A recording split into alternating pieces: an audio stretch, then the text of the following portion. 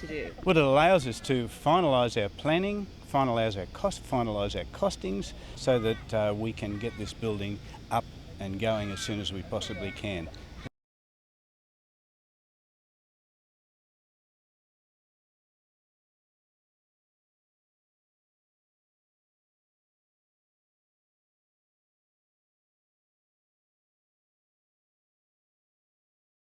At what's been their second home for the past 9 months, the Boeing employees voted to end the industrial action.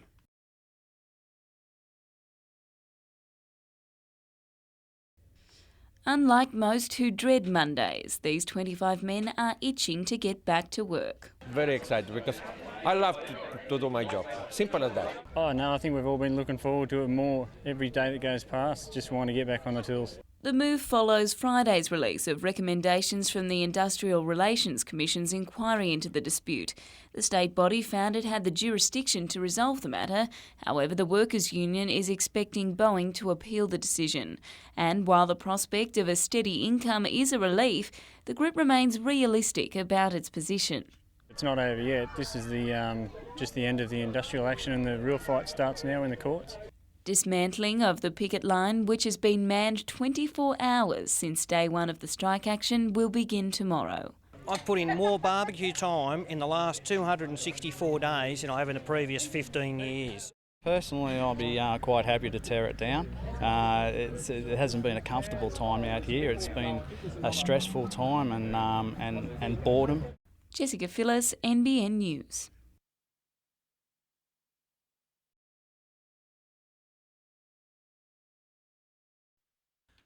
When the players ran out at Alice Springs, the mercury was hovering around the mid-30s. Player rotation and ice vests helped ensure it didn't affect them too much.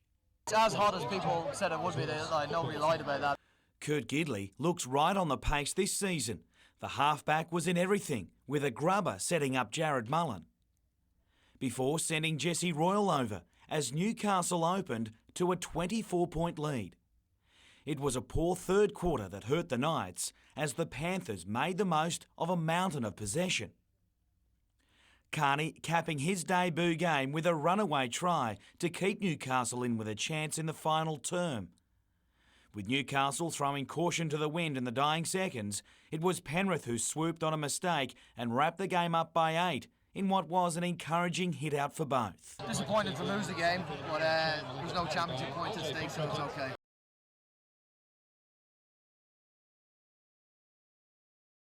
Sitting out last season to have her second child, Reagan Jackson admits to still finding her feet back on court. Given her experience, it shouldn't take long, but playing is all she wants to concentrate on, with captaincy not in her plans. My thought is no, I don't really want that extra sort of responsibility at this stage. Incumbent skipper Jane Altschwager was back on court today as she continues her return from Achilles surgery and would now firm to retain the captaincy. It hardly seems an issue for coach John Fletcher at the moment, with the final spot on his playing roster his priority. 3 of the 4 players in the mix for the remaining defender position trialled this weekend, and a decision is expected within days. I'll still mull over it because I want to make sure we make the right decision, but we've got a fair idea from what happened this weekend.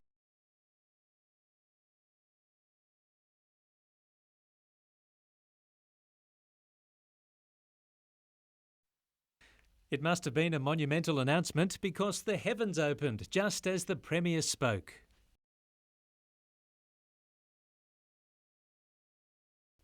When he did get the words out, they were just what many in Newcastle wanted to hear.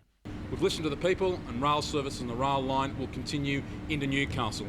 14 months ago, then Transport Minister Michael Coster and his local committee told us the line was history and that buses would suffice. But from the new minister, a complete 180.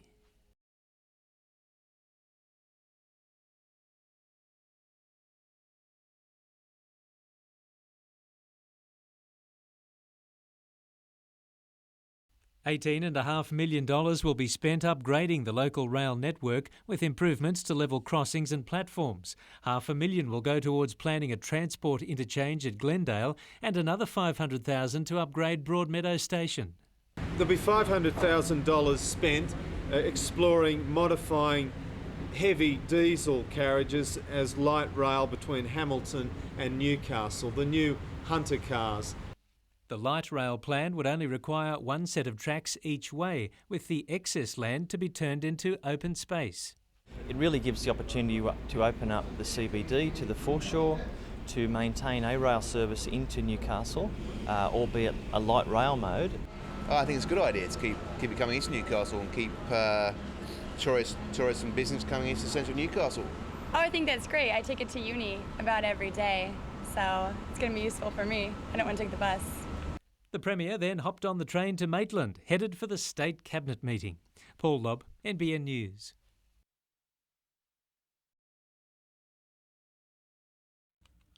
Rain also fell on the Yemma government's ministerial parade as it arrived at Maitland Town Hall. The Premier keen to emphasise his team wasn't here for show, but to spend this week understanding the region's issues. It's to get out there, meet the people, meet community groups, councils, chambers of commerce, and it's part of a government that listens as well as takes action. Health headed today's Cabinet announcements with Maitland Hospital to be part of a local trial of electronic patient records in a move to improve the quality of treatment for senior citizens. If the medical professional is aware of the background of the patient, they're in a better position to be able to ensure that that treatment is rendered quicker, faster and more accurately. And the GP facility located at Cessnock Hospital is to expand with an injection of $1.3 million. The future of the Lower Hunters water supply is under scrutiny, with a 12-month study into increasing the use of recycled water. One project for investigation is the recharging of underground aquifers near Raymond Terrace with highly treated wastewater. It's a matter of making sure that there are a whole range of ways, different aspects working together to secure fresh drinking water for the people of the Hunter today, in the medium term and certainly in the long term. While Cabinet's visit did draw some with a message for the government, the Premier left Maitland confident about Labor's political prospects for March 2007 in the one-time marginal seat. Gary Blair, NBN News.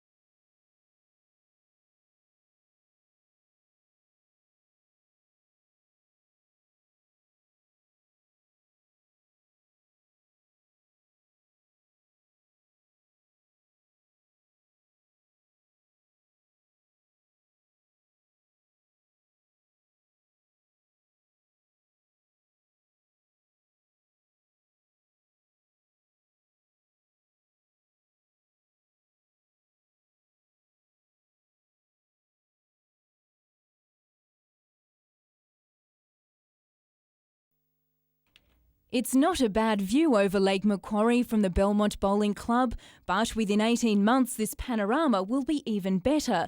The club will be elevated with a supermarket and 35 specialty shops to be built underneath.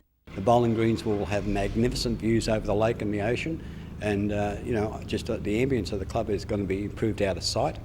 And the club definitely needs an overhaul. Built 75 years ago, it's seen better days. Some members of the community see the deal as selling out to big business, but others say it's a lifeline. Like many embattled bowling clubs, the deal ensures its survival. Club President Colin Stockwell couldn't be happier. Well, what we have in return for our land swap agreement with the developer, we'll have a brand new club, a two-storey clubhouse, two bowling greens. One will be undercover, one an outdoor green. The business community hopes the development will reverse Belmont's declining retail trade. Surveys have shown that there's more than $90 million in retail trading lost to this area each year. And while parking has been the main obstacle, the developers have planned 284 spaces to overcome any concerns. Based on Queensland's Sunshine Coast these days, Michael Perry took less than an hour to find his way to the track at Glendale when he arrived home today. He'll remain here until the games begin mid-March to continue training. However, an untimely foot injury is restricting him for the time being. It's a bit of a problem. I had caused it at Nationals. I came down a little bit off balance and caused a bit of a bruise in my heel. It means he can't do any jumping at the moment, but with the correct injury management, he'll be right in time for the biggest meet of his career. I will be ready by Com Games, but yeah, how much practice I'll have between now and then might be a little different. While one elite athlete came home today, another left for Malaysia. Redhead triathlete Boyd Conrick returning to a happy hunting ground for one of the most torturous events on the calendar. It is has the tag of probably being the toughest Ironman in the world in regards to the heat. Throw in hills and a top-class field and it gets no easier. However, finishing second there in a half Ironman race last year and with improved training, a podium finish isn't out of the question.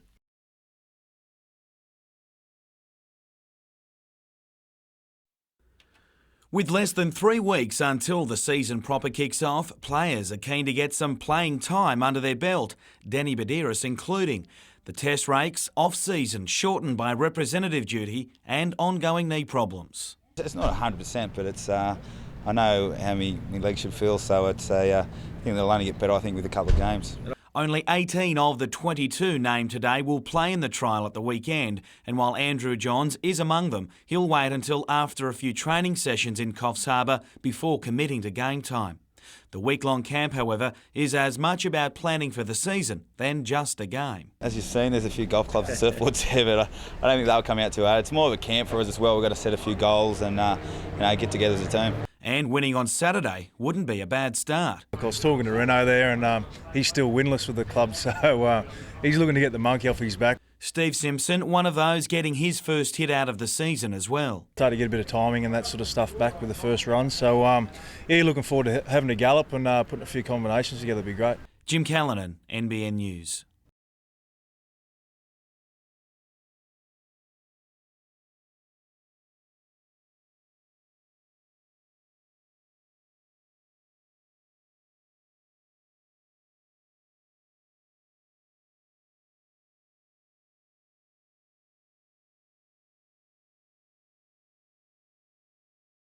Theatre is such a rich part of the fabric of the Newcastle life that I think that's why it's really helpful for people to reflect on how far we've come.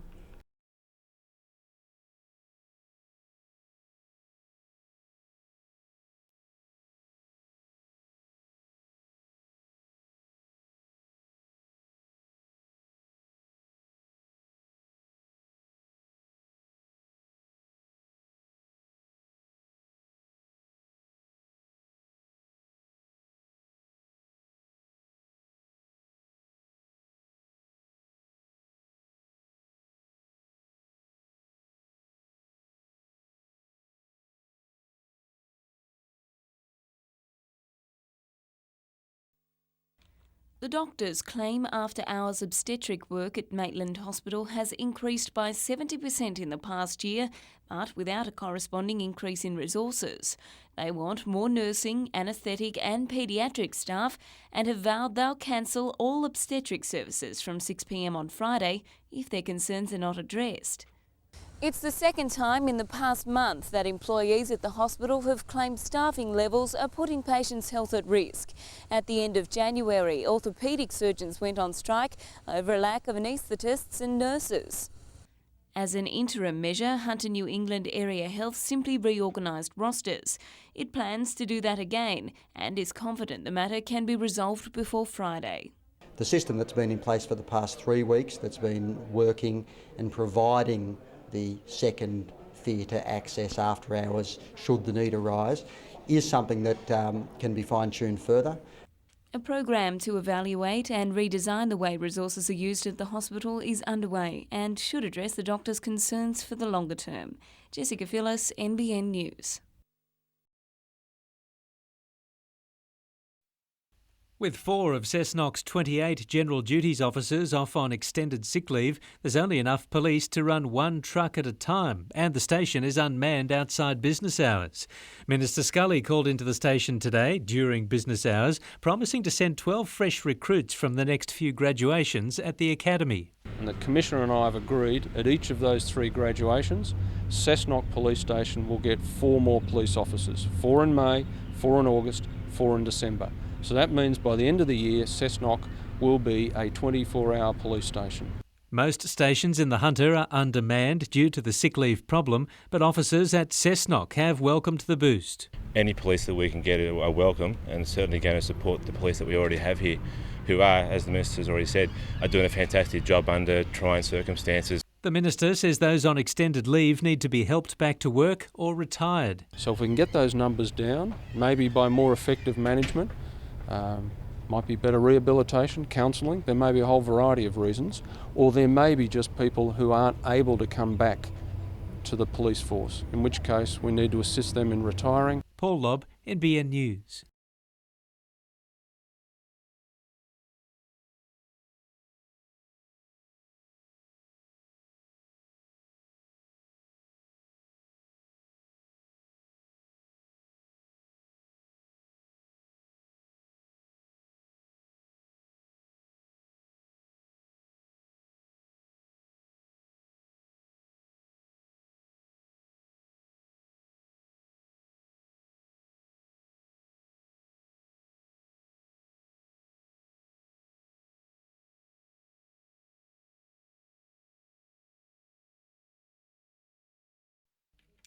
It's not often Casey Stoner gets a chance to return home, and he certainly wishes it wasn't the case this time. The Curry rider has been forced to rest after undergoing surgery in Sydney yesterday on a shoulder injury suffered in a test ride in Malaysia. Feels alright at the moment, just aches a little bit, but hopefully within the next few weeks we can be back on a bike. The operation will see the 20-year-old off the track for at least 4 weeks, putting his debut in the Premier MotoGP in jeopardy. I wasn't looking too good going into the operation, but coming out of it we definitely came out on the upside. While he remains optimistic, Stoner admits he will be off the pace, with rehabilitation meaning he'll miss a number of test rides in preparation for the first stage in Spain. I'll probably just do a bit of dirt track and a little bit of light motocrossing just to get the feel of a bike again before I go straight into the first race.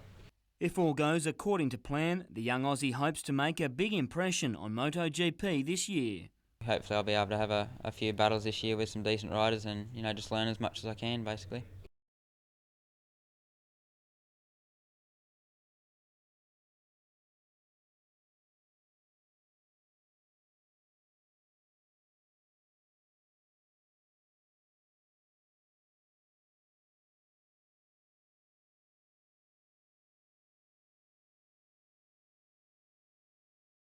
And it's just as simple as putting a coin in a tin. So we just encourage people when they're at the races, the dogs or the trots, to just put that coin in a tin, because a little bit from a lot of people makes a hell of a difference.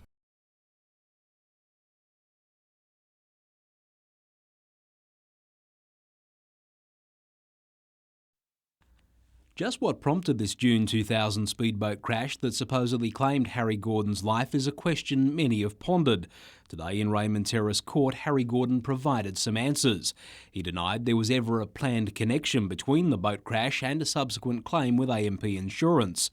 Harry Gordon said faking his death and then fleeing overseas was the most stupid act of his life, and that there was no plan at all to collect the insurance.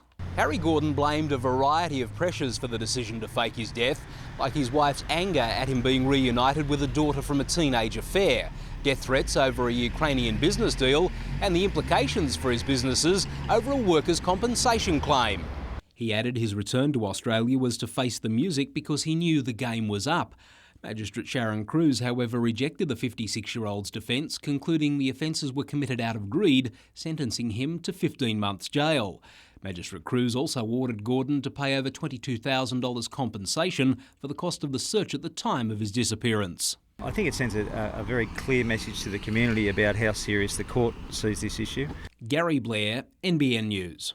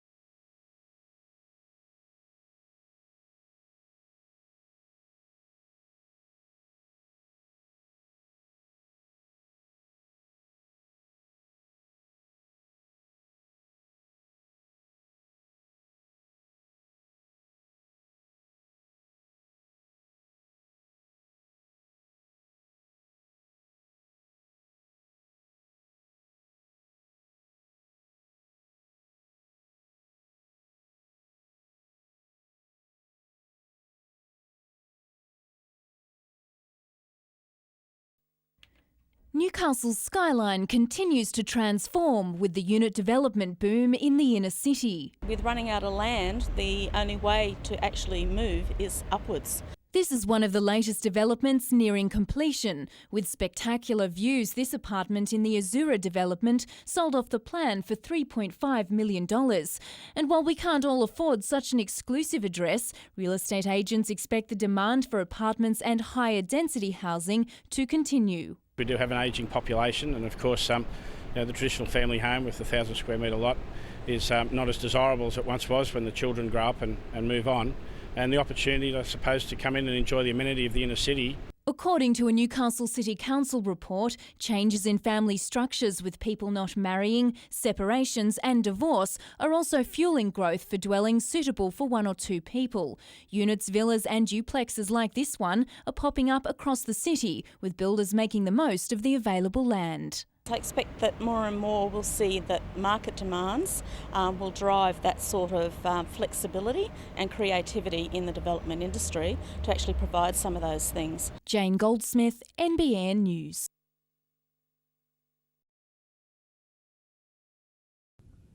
It's a simple idea which has been used by the medical industry in the training of doctors, but it's believed this is the first time a nurse exchange program has been set up by a New South Wales health service. Well, it's $780,000. It will assist up to 100 nurses in Hunting, New England, and what it will mean is that if a nurse has to travel in order to take up a position at another location, the costs associated with that can be met, and of course if a locum needs to be used.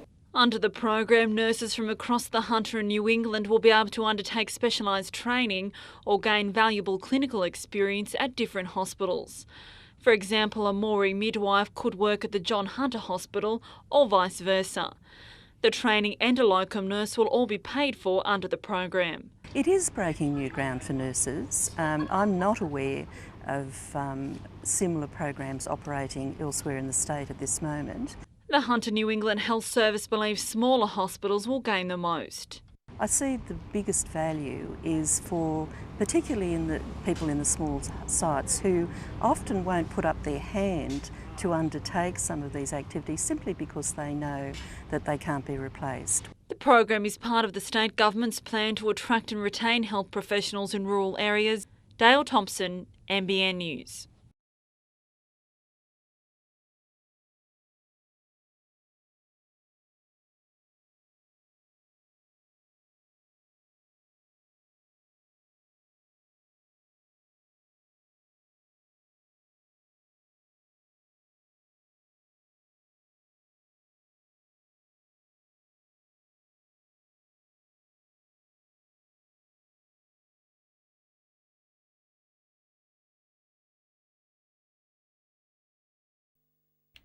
At this time of the year, it's hard to miss the blue bottles scattered along the high tide mark and in the surf. We've had a lot of people cheated and we've been pulling ice. Sometimes we run out we've just run out of ice.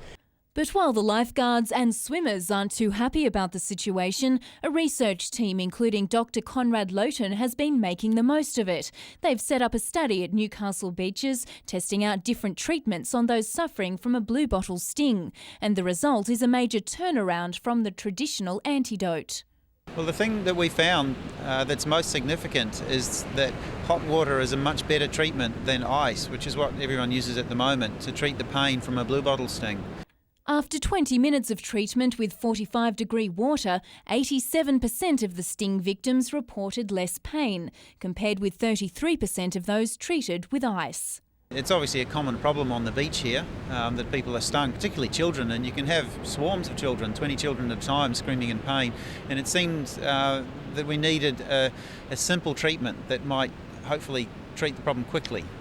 The research, conducted by Hunter New England Health and the University of Newcastle, has been published in the Medical Journal of Australia and is the first of its kind in the world. It's expected to be adopted by lifeguards, ambulance officers and emergency departments across the country. Jane Goldsmith, NBN News.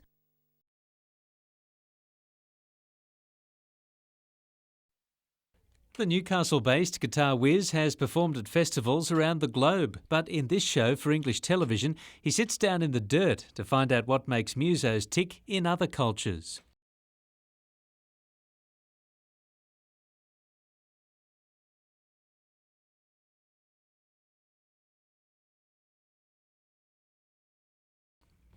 After making a pilot program in Newcastle and winning funding for the production overseas, he spent a week in Morocco making what he describes as a kind of travelling musical cooking show. Instead of the guys going around and cooking a meal at the end of the show, I go and I actually have my guitar and I'm playing through it and I write a piece using some of their music and flavours from the country. So it's a variation on a tried theme, I guess. But no one's done the music thing before. Matiski hopes to make the show into a series by taking his guitar to other exotic locations where the music tells a story. Because you've got the Arabic flavours in a place like Morocco, but you've also got the African rhythms. And it's like that says a lot about, you know, their history, politically, socially, religiously, whatever. You can actually hear that in their music, all that history, and I find that amazing. It's like an accent. Paul Lobb, NBN News.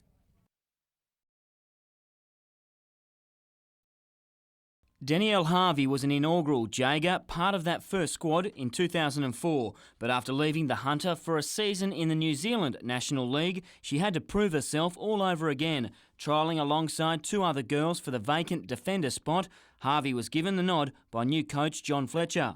Danny's a pretty smart player, she's a fairly physically strong player, so she brings all sorts of different dimensions and the ability to play more than one position. Having played 8 previous seasons in the Australian National League, Harvey will bring experience to a young Jaegers backcourt, and a year across the Tasman shouldn't hurt the Cardiff High PE teacher. I think it's given me, a lot more fight and variety. They're pretty tough in New Zealand and they play through the ball and not at the ball. But the Jaegers 2006 roster isn't quite complete yet. The search is still continuing for an assistant coach before the first competition match in May. Todd Nardi, NBN News.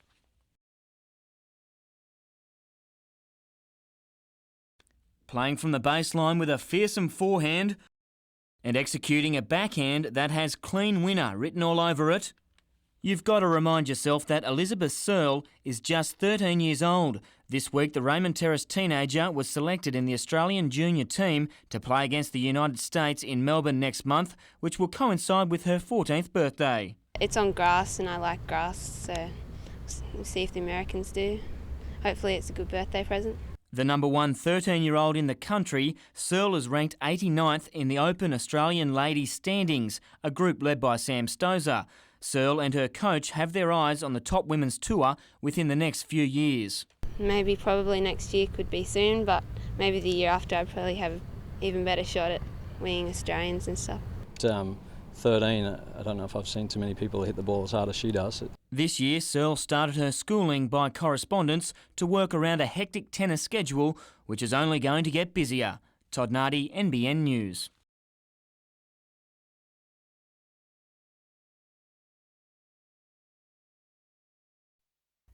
Michael Foster is right at home in a room full of youngsters, but the childcare worker is hoping he'll be just as comfortable on the seat of a push bike in April.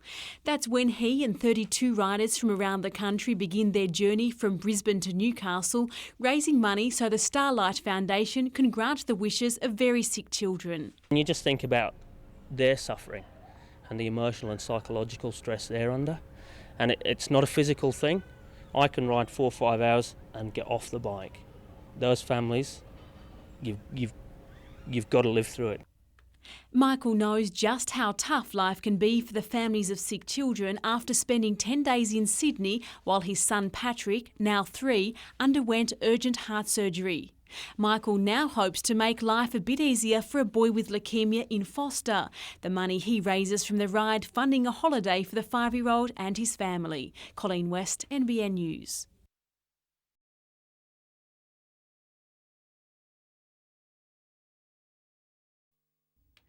The timing couldn't be worse. With one hand, councillors are asking ratepayers to fork out to maintain infrastructure, while with the other, they're pocketing extra cash for themselves. Helen O'Neill was one of 2 councillors opposed to the $775 a year increase. I thought it was a fairly irresponsible decision in light of the current climate where we're going out to the ratepayer and asking for $2 a week.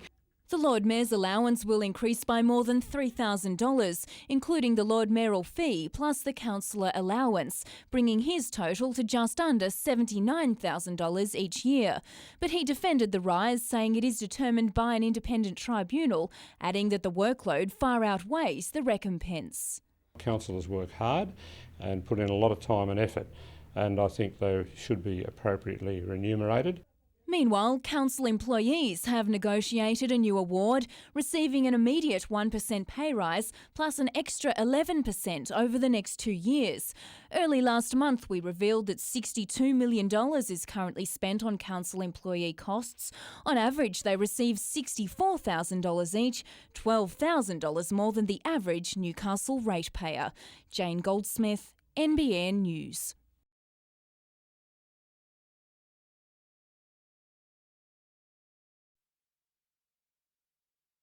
The sky was grey across Newcastle this morning, but by 11:30 it turned a dark shade of blue with a large thunderstorm rolling in across the sea. Packing plenty of moisture, the storm brought a torrential downpour that caught many in the city by surprise, dumping more than 20 millimetres of rain in 1 hour. It's bad enough when your bus is late, let alone in this weather. First day of autumn, thunderstorms normally across summer, but the last sort of officially summer doesn't finish until mid-March, but no, not unusual weather pattern, but at the moment we've got strong southeasterly winds, there's a trough as well assisting, and all the ingredients are there for more showers and even still some heavy localised falls. Over at Mayfield, the storm drains couldn't cope with the deluge, filling the intersection of the Industrial Drive and George Street with water. Most drivers slowed to a crawl with the added danger, but others were in a competition to see who could make the biggest splash. The storm also knocked out power to some customers in the southern parts of Lake Macquarie. And according to forecasters, more rain is on the way. A continuation of the showers, particularly over the next 48 hours, but I think we'll see showers through until around Monday, and the start of next week. Paul Lobb, NBN News.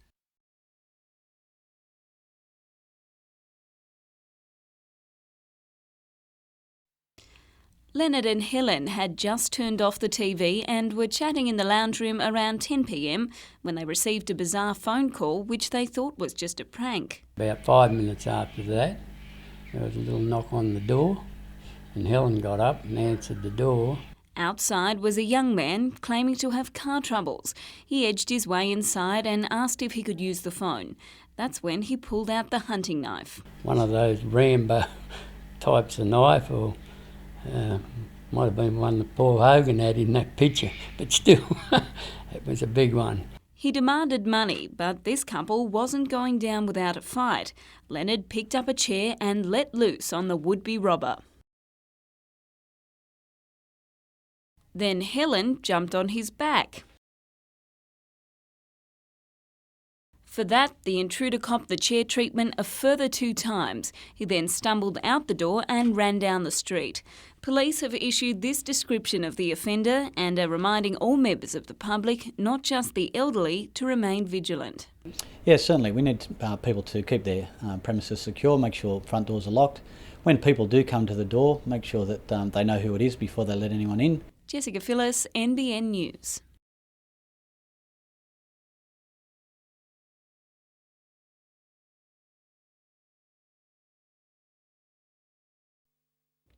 The scene was anything but serious on Newcastle Beach this morning, with Jets players attending one last so-called training session to wrap up the season. Even football manager Richard Money was looking remarkably relaxed, despite knowing that in just 90 minutes he'd be delivering some players career-changing news. Releasing players, letting players go is the toughest job for any football club, I think. It's not a nice thing to have to do, but we're all professional people and have to get on with it and do it. That professionalism has been brought into question. If they were going to get rid of players, I think they would have known a couple of months ago if they didn't want players, and it would have been the right thing to do for the player to help them look for a club. The football club today restricted several players from talking, including Matteo Corbo and Franco Parisi, who are both off contract and are among 6 players tipped to be axed from the side.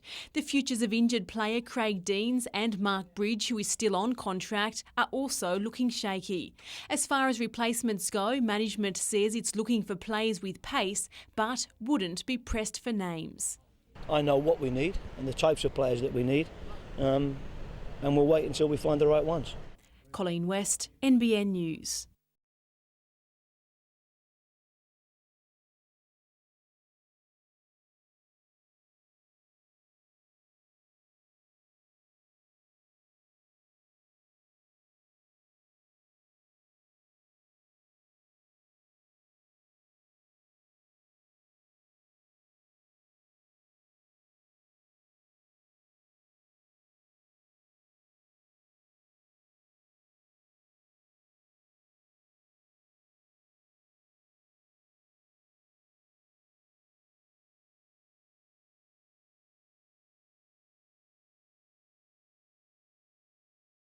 Morisset is an area of Lake Macquarie earmarked for serious growth, with at least 2,000 extra residents expected in the next 10 years. For some, it could be a lakeside address on the Morisset Country Club golf course. Last night, Council voted to prepare a zoning amendment to the local environment plan that would allow a 305-home subdivision to be built around the golf course. While it's given in-principle support, the council is concerned the development proposal clusters the homes as far from the Morisset town centre as possible. That is at odds with what we would normally be liking. We would be liking to get the residential development up into what we would call a walkable catchment from the town centre. Developer Mirvac says its redevelopment proposal would also include upgrades to the 18-hole golf course and a contribution to the renovation of the clubhouse. Lake Macquarie Council hopes the development would mean better facilities and more members, giving the Morisset Country Club a much-needed financial lift. They are struggling, and the club has been very important to our local community in Morisset, and if this can give it a boost, keep it alive and healthy and working for the local community, then I think it'll be a good outcome. The developer hopes construction will start in mid-2007. Todd Nardi, NBN News.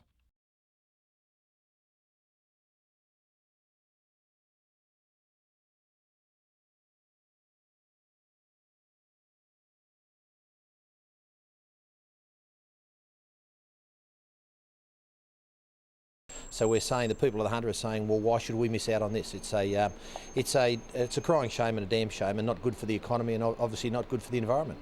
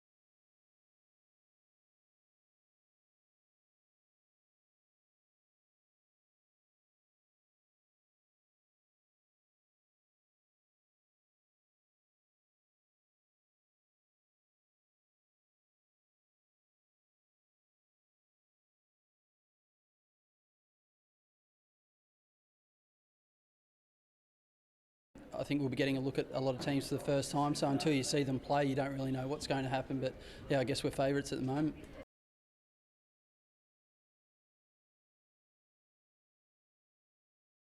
A lot of talks with a lot of clubs, so we'll see. Hopefully I can get that taken care of in the next couple of weeks, and it won't be a distraction during the games.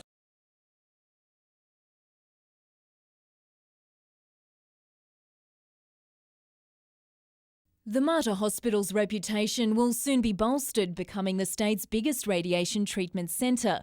Work has begun on the latest expansion. By mid-2008, the hospital will have a total of 5 linear accelerators. But that's not all the Mater is about to receive, with a $500,000 grant from the Cancer Institute about to be spent on enticing 4 young cancer specialists to Newcastle.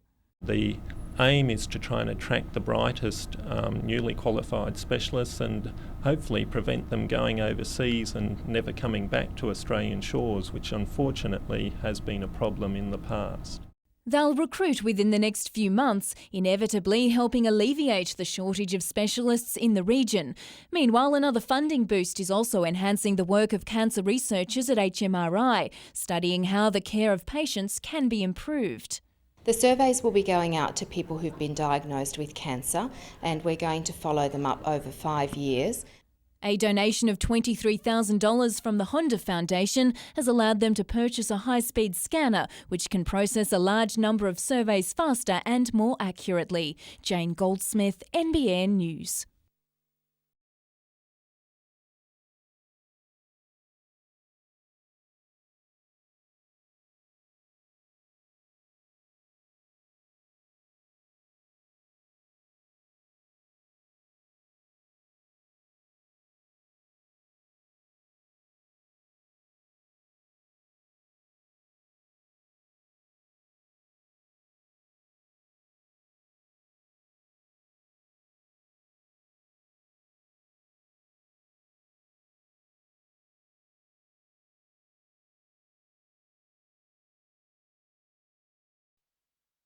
She can slip beneath the waves and run silent for days, but there was no need to conceal her arrival in Newcastle today.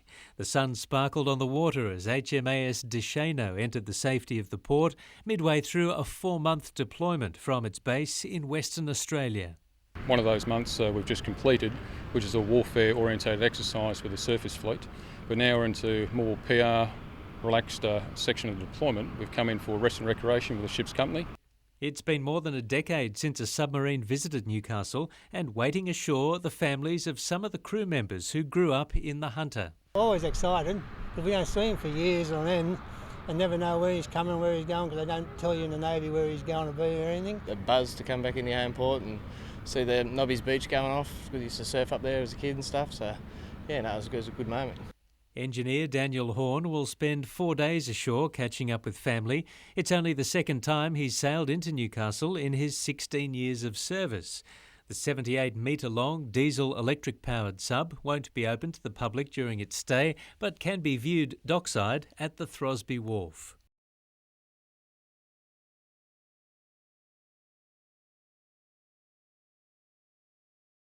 For Brian Smith, it all started at Illawarra 22 years ago. He now seems destined to finish a 10-year stint at Parramatta on poor terms with the Eels administration before his next coaching chapter is written in Newcastle. Leading Knights players, including Andrew Johns and Steve Simpson, have played under Smith for New South Wales country and have welcomed yesterday's announcement. He's great, actually. He's a very knowledgeable bloke, and he's a very intense character. But I think you need them at times, which will be good for us, I think. Yeah. And I found all the boys from Newcastle to be amongst the quickest to come and ask, "What do you want me to do? What's my job?" Putting an end to any perceived conflict with the Parramatta coach, Andrew Johns has released a statement saying the club will extend a warm welcome to Brian once he winds up his job with the Eels. Clearly content with scoring the Knights job, Smith indicated the chance to work with Johns had a lot to do with his decision to coach Newcastle. The idea of being at the Knights with possibly the world's best player, maybe the best player of all time as a captain and halfback. The unprecedented Hagan-Smith coach swap means both Newcastle and Parramatta players will oppose their future coaches on Saturday. Good news from the Knights camp today, Milton Thaiday has overcome a back problem and will wear the number 1, while Josh Perry will play after recovering from the flu. Todd Nardi, NBN News.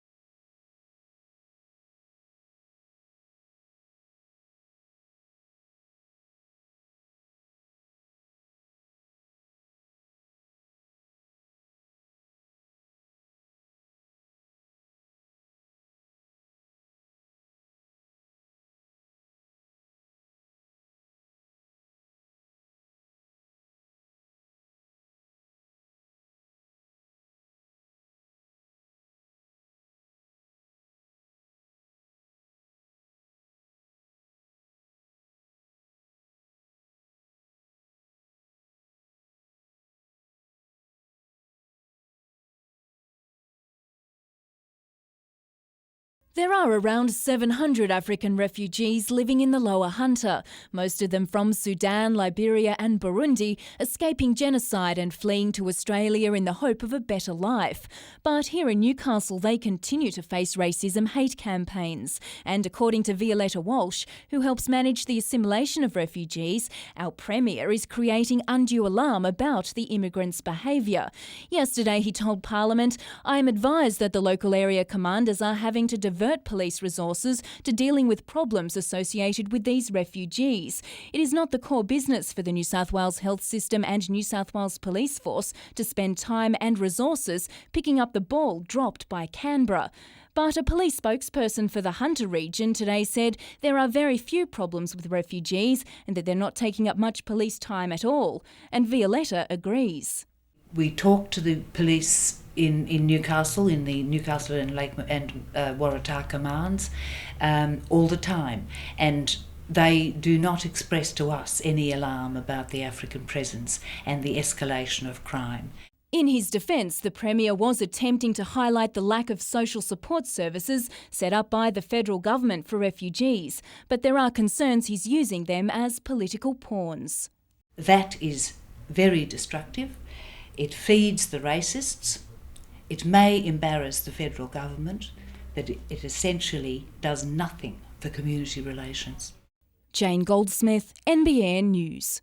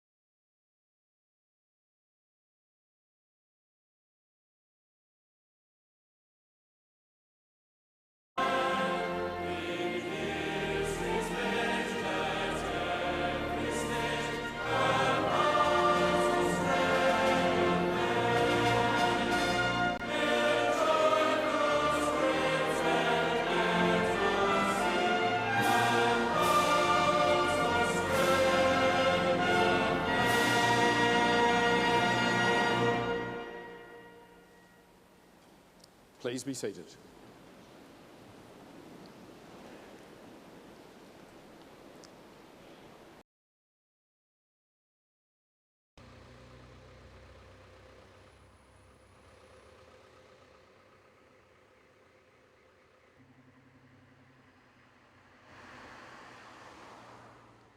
Which is about average because there was 3,000 more breath tests conducted, so generally the overall results are quite pleasing.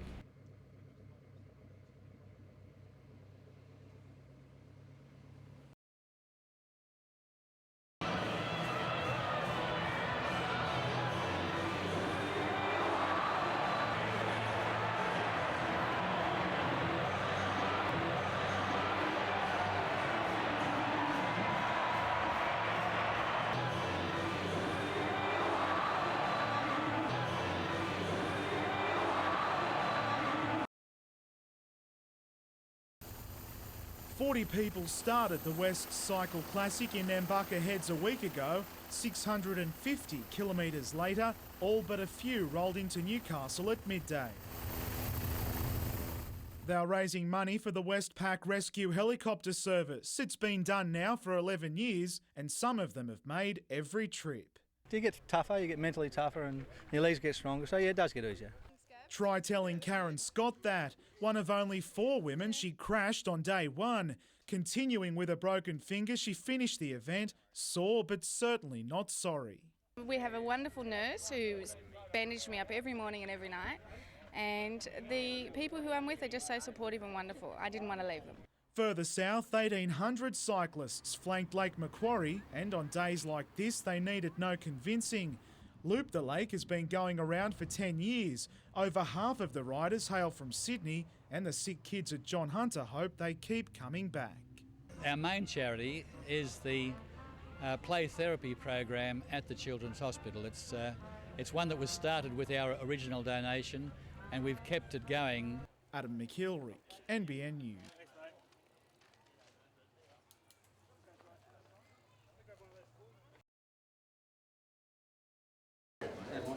It had raged all week, and even after the game, the coach swap scenario remained an issue for everyone, but the men themselves, with attention firmly on the football. Our boys were under the pump at times, and it was hot and it was pretty physical at times. So I think they were happy to get away with the win and got through it reasonably unscathed. While Brian Smith consoled his charges, his future dressing room was all smiles. Yeah, I got a couple of knocks earlier. I run off Clint Newton once, and it's the only time I've run off him and the only time I will again. Yeah, I was pretty happy with the way that I went. Fitness, all that early training has paid off. Former Bulldog Robert Ralph heads up the Northern Blues and Newcastle Rugby League these days, and he would have loved the way his team began against Wests in the grand final replay of last year. Leo Denver was in everything, showing all the skills that once saw him in the thick of the NRL. Memory Ma, though, did it all himself with a scorching solo effort as the Blues raced to a 22-0 lead. Wests crossed for tries just before the break, but the margin only increased in the second half as the Blues' first impressions this season were all good.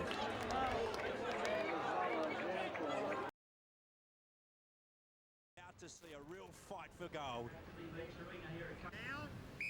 Up and away, Lutus away with Wright. They're heading towards gold, and it's going to be Swansea Belmont. Lisa Wright.